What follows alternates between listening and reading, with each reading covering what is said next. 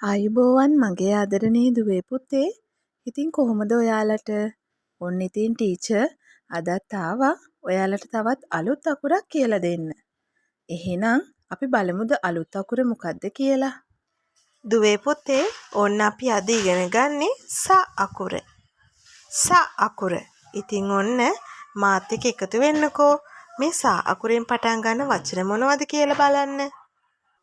සම, සම, සපත්තුව, සපත්තුව, සමනලයා,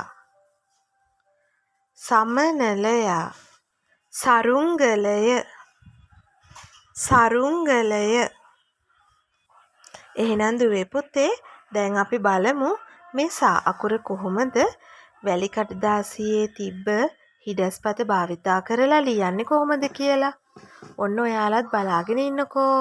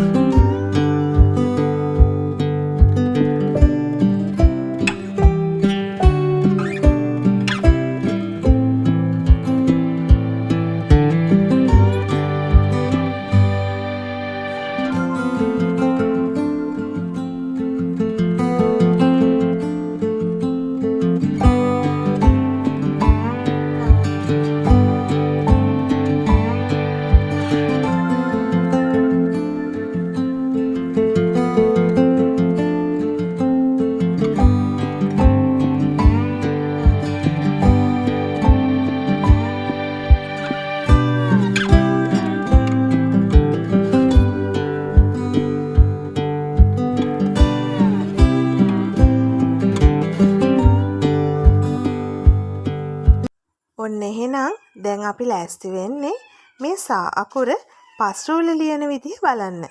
එහෙනම් බලන්නකෝ මගේ දුවලා පුතාලා හැමෝම.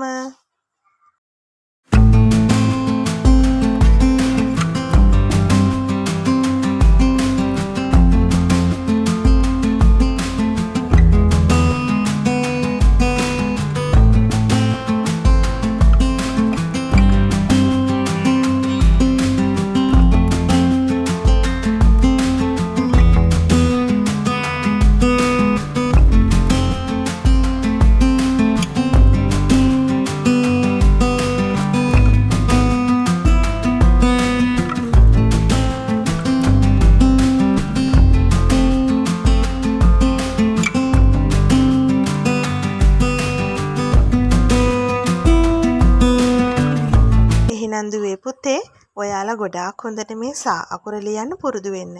තවත් අලුත් අකුරක් එක්ක මම ඉක්මනටම හම්බ වෙන්නම්. එහෙනම් ඔයාලට ආයුබෝවන්.